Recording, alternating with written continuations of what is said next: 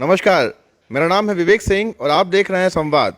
आज हमारे साथ हैं वडोदरा के युवा नेता, भारतीय जनता पार्टी से जुड़े हुए हैं।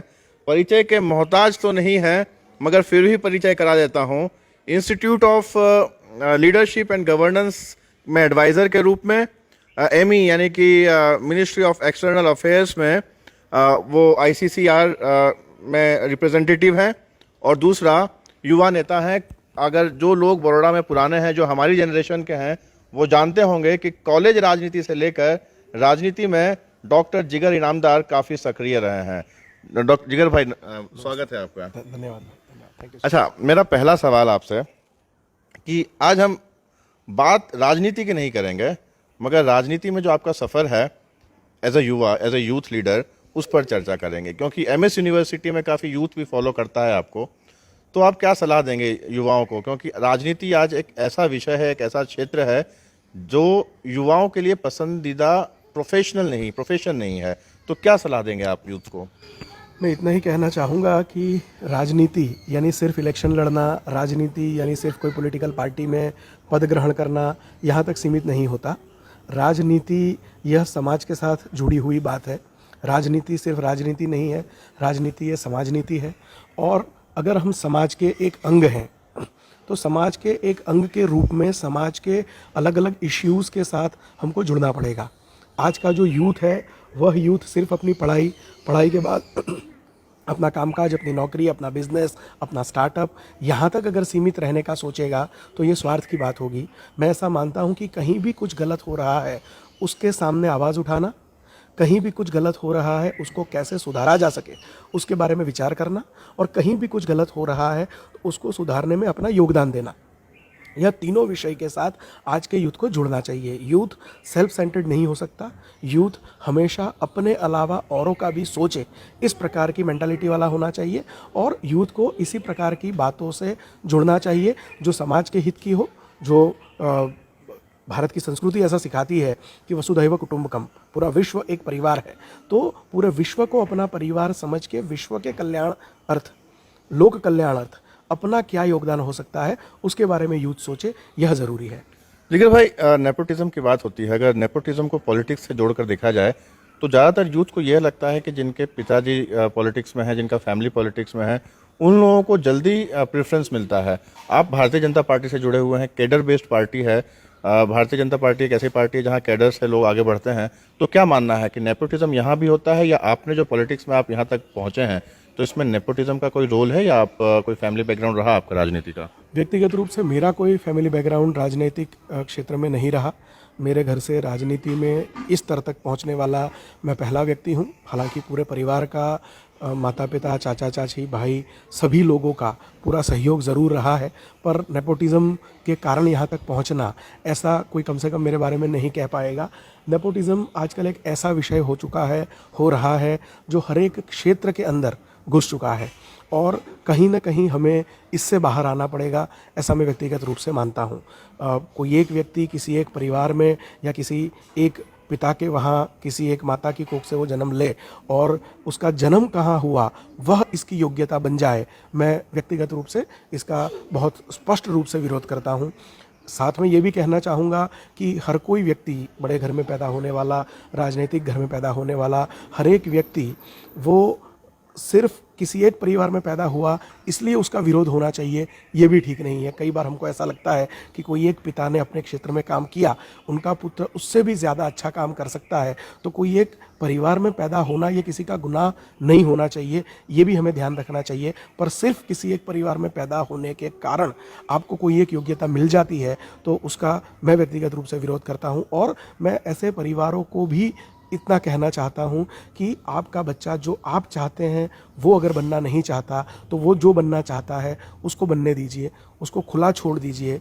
आप एक अच्छे बिल्डर हैं या आप एक अच्छे राजनेता हैं, तो आपका बेटा भी राजनेता ही बनना चाहिए, ऐसा अगर आप मानते हैं तो आपको पुनर्विचार करना चाहिए। आप बड़े राजनेता हैं, पर आपका बेटा अगर कोई बिजनेस करना चाहता है उसको वो करने दीजिए, वो अच्छा फोटोग्राफर बनना चाहता है उसको वो करने दीजिए, वो अच्छा चित्रकार बनना चाहता है वो करने दीजिए, वो अच्छा डांसर बनना चाहता है, तबला वादक बनना चाहता है, वो जिस क्षेत्र में अपना करियर बनाना चाहता है उस क्षेत्र में उसको आगे जाने दीजिए।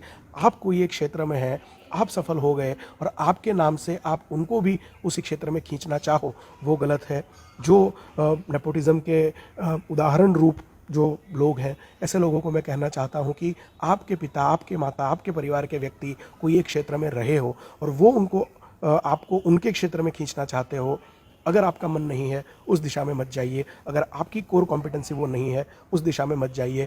आपकी आत्मा, आपका मन जो कहता है, आपका मन आपको जिस दिशा में ले जाता है उस दिशा में जाइए, ऐसा मैं उनको भी स्पष्ट रूप से कहना चाहता हूँ। जिगर भाई का भी यही मानना है कि अगर आप किसी क्षेत्र में कार्यरत होना चाहते हैं तो नेपोटिज्म आपके अवरोध नहीं बन सकता है। अगर आप में टैलेंट है और अगर देश की दिशा और दशा बदलनी है तो नौजवानों को आगे आना ही होगा। ज़रा हल्की फुल्की बात भी कर लें जिगर भाई के साथ। जिगर भाई, मैं आपको कॉलेज के टाइम से जानता हूँ, तो कॉलेज में जरा आप बड़े आक्रामक नेता हुआ करते थे, अब शालीनता और शांत विचारधारा अपना ली है आपने, तो क्या ये समय के साथ का बदलाव है? मैं व्यक्तिगत रूप से ऐसा मानता हूं कि उम्र एक ऐसा फैक्टर है जिसका प्रभाव व्यक्ति के बिहेवियर पे होता है। जब हम छात्र राजनीति करते हैं तो छात्र राजनीति करने का एक अलग तरीका होता है, एक अलग पद्धति होती है। छात्र नेता के रूप में मैं ज़रूर एक आक्रामक छात्र नेता रहा हूं, पर मैंने उस समय भी उतना ध्यान रखा है कि मैं मर्यादाओं को छोड़ के राजनीति न करूं। छात्र राजनीति में ऐसा माना जाता था कि जिसके ऊपर जितने ज़्यादा पुलिस केस हैं आंदोलन के, जिसके ऊपर जितने ज़्यादा तोड़फोड़ के केस हैं, वो ज़्यादा सक्सेसफुल नेता माना जाता था। मैं गौरव के साथ ऐसा कह सकता हूं कि आज 40 साल की उम्र में मेरे ऊपर एक भी पुलिस केस नहीं है। स्टूडेंट लीडरशिप मैंने विदाउट पुलिस केस की है। ज़रूरी नहीं है कि आपको आपकी राजनीति एस्टैब्लिश करने के लिए तोड़फोड़ करनी पड़े, टीचर्स के साथ, अथॉरिटी के साथ गाली गलौज करनी पड़े। अगर आपकी बात में दम है तो वह बात आप गाली गलौज करे बिना, तोड़फोड़ करे बिना आप शालीनता से भी रख सकते हैं। उम्र का असर है, उम्र का प्रभाव है। और आज ऐसा जब हम एक ऐसे पड़ाव पर आते हैं तो कई सारे बच्चे, कई सारे छात्र नेता, कई सारा यूथ आपको देख के बहुत कुछ सीखता है। और मुझे ऐसा लगता है कि अगर हम सही अर्थ में राजनेता बनना चाहते हैं तो हमें पॉलिटिशियन की व्याख्या से दूर होके स्टेट्समैन की व्याख्या की तरफ हमें प्रवास करना चाहिए। और इसीलिए अपना वाणी, वर्तन और व्यवहार उस प्रकार का होना चाहिए जो औरों को उदाहरण रूप हो सके। जिगर भाई, ये प्रोग्राम जो बेसिकली हम कर रहे हैं यूथ के लिए कर रहे हैं, यूथ को एक मार्गदर्शन मिले। ज़्यादातर यूथ राजनीति में इसलिए भी नहीं आना चाहता है क्योंकि वो कॉर्पोरेट की लाइफस्टाइल से प्रभावित होता है। कॉर्पोरेट में या किसी और क्षेत्र में वो काम करता है, उसे जीवन जीने की आज़ादी होती है। सार्वजनिक जीवन आप जी रहे हैं, आपके सामने कुछ रिस्ट्रिक्शंस होती हैं, उन रिस्ट्रिक्शंस का पालन करना ज़्यादातर यूथ नहीं मानता है। तो क्या कहेंगे कि हम आम लोगों से अलग ज़िंदगी जीते हैं? ऐसा कहा जाता है कि when you are in public life there is no personal life. राजनीति में, राजनीतिक जीवन में जब भी आपकी सक्रियता होती है, आपका व्यक्तिगत जीवन नहीं के बराबर होता है, व्यक्तिगत जीवन अफेक्ट होता है। पर एक संतोष के साथ हम रात को सोने के लिए जा सकते हैं कि आज के दिन में मैंने कुछ ऐसा किया जो किसी के लिए किया, समाज के लिए किया। मैं ऐसा मानता हूँ कि कॉर्पोरेट लाइफ एक आर्थिक रूप से अच्छी लाइफ हो सकती है, एक वैभवशाली लाइफ हो सकती है, एक लैविश लाइफ हो सकती है, पर उसमें आत्मसंतोष कितना है? शायद राजनीतिक क्षेत्र में जितनी राजनीति नहीं होती उससे ज़्यादा राजनीति कॉर्पोरेट लाइफ में होती है। तो क्या हम संतुष्ट हैं? मान लीजिए आप जो करते हैं, आप रोड पे चने बेचने का काम करिए, उससे अगर आपको संतोष होता है आप वो काम कर सकते हैं। आप कॉर्पोरेट फील्ड में हो या जीवन के किसी भी फील्ड में हो, काम वह करिए जो काम करने से आपको संतुष्टि की निद्रा मिले। आफ्टर ऑल कोई भी व्यक्ति कुछ भी काम करता है वो एक अच्छे जीवन के लिए करता है। और आज के यूथ को अच्छे जीवन की व्याख्या के बारे में पुनर्विचार करने की ज़रूरत है। आपकी सैलरी 5 अंकों में, 6 अंकों में हो, यह अच्छा जीवन है? आप वैभवशाली घर में, लेकिन ये भी तो हो सकता है ना जिगर भाई कि राजनीति दूसरे करियर की तरह ग्रो हो। यहाँ पर कॉर्पोरेट्स में अगर वो सीईओ है तो उस तरह से राजनीति में भी सैलरी स्ट्रक्चर भी उतना कम तो नहीं है, तो ये पार्ट भी यूथ को अट्रैक्ट करने के लिए काफ़ी होना चाहिए।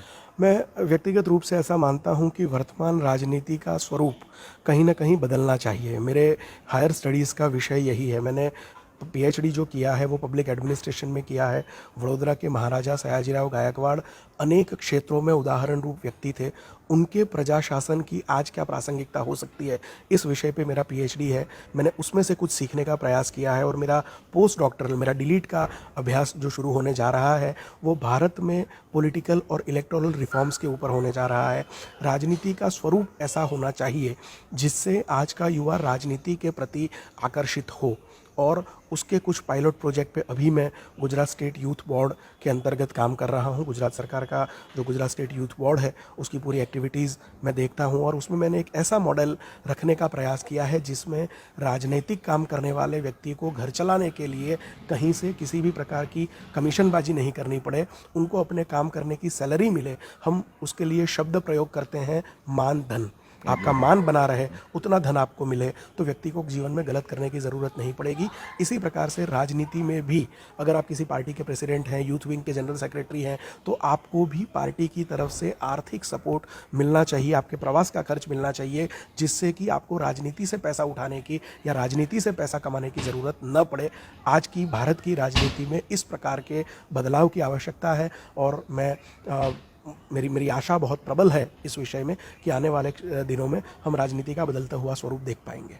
जैसा कि जिगर भाई ने बताया, जिगर भाई राजनीति में अग्रणी होने के बावजूद बहुत सारी जिम्मेदारियां निभा रहे हैं। मैंने आपको शुरुआत में बताया था कि मिनिस्ट्री ऑफ एक्सटर्नल अफेयर्स की एक टीम में हैं, एमएस यूनिवर्सिटी की एक टीम में एडवाइज़र हैं, और उसके अलावा सीनेट और सिंडिकेट मेंबर भी हैं। इन जिम्मेदारियों के साथ में राजनीति में जो इनकी आक्रामकता है, शालीनता है, वो बनी हुई है, इन्वॉल्वमेंट बना हुआ है। और आज हमें ये जानने को भी मिला और हमारी जो चर्चा हुई, तो यूथ के लिए संदेश है जिगर भाई की तरफ से और संवाद की तरफ से भी कि राजनीति समाज का सुधार के लिए तो है ही, मगर यूथ को ये अट्रैक्ट भी कर सकता है, क्योंकि बहुत सारे पर्क्स जुड़े हुए हैं। और पहले की तरह नहीं कि जुगाड़, पहले ये माना जाता था कि राजनीति में आपको आगे बढ़ना है तो जुगाड़ चाहिए। अब कई कोर्सेज भी शुरू हो गए हैं जिगर भाई, जिसमें स्टूडेंट्स को अगर राजनीति में आना है तो उसके लिए ट्रेनिंग भी दी जाती है। संक्षिप्त में इसका जवाब दीजिए तो इसको फिर कंक्लूड करते हैं। जी, महाराजा सयाजीराव विश्वविद्यालय का institute of leadership and governance इसी हेतु से शुरू हुआ कि राजनीति में जो अपना करियर बनाना चाहते हैं ऐसे लोगों को ट्रेनिंग मिले। ऐसा कहा जाता है कि जो कहीं पे नहीं चलता वो राजनीति में चल जाता है। मैं स्पष्ट रूप से मानता हूँ कि राजनीतिक लोग, राजनीति में जो पावर में है, ऐसे लोग नीति निर्धारण का काम करते हैं, और ऐसे क्षेत्र में सबसे ज़्यादा प्रशिक्षित लोगों की आवश्यकता है। इसीलिए बिल्कुल सही बात कही कि राजनीति एक ऐसा क्षेत्र है जहां नीतिगत फैसले लिए जाते हैं, देश और समाज का ढांचा तैयार किया जाता है। तो ऐसे लोगों की ज़रूरत है, ऐसे टैलेंट की ज़रूरत है जो आ सके, ऊपर आ सके और समाज का नव निर्माण में योगदान दे सके। बिल्कुल, तो हम यही प्रयास करते हैं। छोटे छोटे कोर्सेज, कौटिल्य अर्थशास्त्र से लेकर रामायण महाभारत से हम क्या सीख सकते हैं, अलग अलग धर्म ग्रंथों से क्या सीख सकते हैं। भगवत गीता हमारे लिए पूजनीय ग्रंथ है, और उस भगवत गीता का आज क्या रिलेवेंस है, ऐसे छोटे छोटे कोर्सेज हम करते हैं। और संवाद के माध्यम से मैं इतना कहना चाहूँगा कि संवाद, यह शब्द आज भले ही एक मीडिया इनिशिएटिव के साथ जुड़ा हो, पर संवाद हमारे जीवन के साथ जुड़ना चाहिए। संवाद रखिए, कहीं पे कुछ गलत हो रहा है, संयमित भाषा में मर्यादा रखते हुए उसका विरोध करिए। आप जिस बारे में मानते हैं उस बारे में अपना विचार व्यक्त करिए। मेरी दृष्टि से संवाद यही समाज को जोड़ने वाली कड़ी है, और संवाद के माध्यम से भारतीय राजनीति की वर्तमान स्थिति और उस स्थिति में हमारी तरफ से क्या हो सकता है, ऐसे हमारे छोटे छोटे प्रयास जो institute of leadership and governance के माध्यम से हम करते हैं, उसके बारे में बात करते हुए सही में प्रसन्नता की अनुभूति हो रही है। भाई विवेक सिंह जी और संवाद की टीम का मैं हृदयपूर्वक इसके लिए धन्यवाद प्रकट करता हूं। बहुत बहुत धन्यवाद जिगर भाई। यूनिवर्सिटी के काफ़ी विद्यार्थी जिगर भाई को फॉलो करते होंगे और काफ़ी यूथ को इनसे प्रेरणा भी मिलती होगी। संवाद में हम संवाद कायम रखेंगे और इंसान को अपने आप से भी, अपने भीतर अंतर्द्वंद से भी संवाद करते रहना चाहिए, क्योंकि अगर आप संवाद करेंगे तो आपको जवाब मिलेंगे। संवाद से जुड़े रहिए। नमस्कार, जय हिंद।